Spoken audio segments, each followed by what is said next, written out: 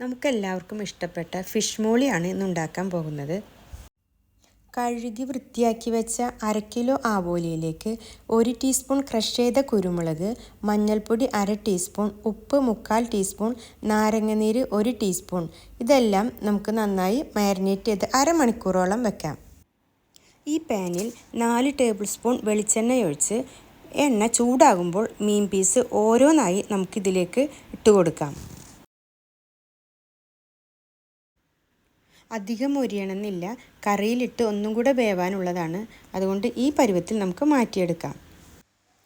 പാനിൽ എണ്ണ കുറവാണെങ്കിൽ അല്പം കൂടെ വെളിച്ചെണ്ണ ചേർത്ത് ലോ ഫ്ലെയിമിലേക്ക് മാറ്റാം.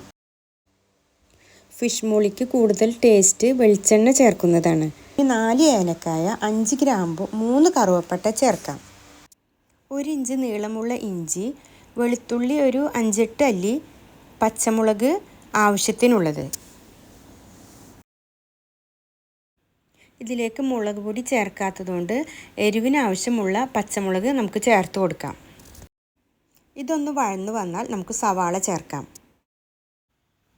ആവശ്യത്തിനുള്ള ഉപ്പ് ചേർത്ത ശേഷം മല്ലിപ്പൊടി 1 ടീസ്പൂൺ, മഞ്ഞൾപ്പൊടി 1/2 ടീസ്പൂൺ ചേർക്കാം.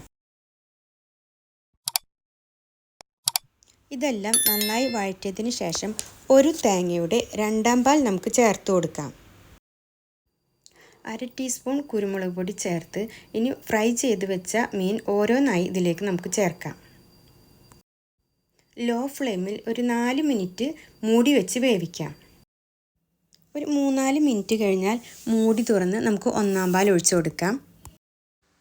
ഇനി ഒരു ചെറിയ തക്കാളി ഇതിലേക്ക് ചേർത്ത് ഒന്ന് പതഞ്ഞ് വരുമ്പോൾ നമുക്ക് ഓഫ് ചെയ്യാം. 2-3 മിനിറ്റ് കഴിഞ്ഞതിന് ശേഷം നമുക്ക് ഉപയോഗിക്കാം.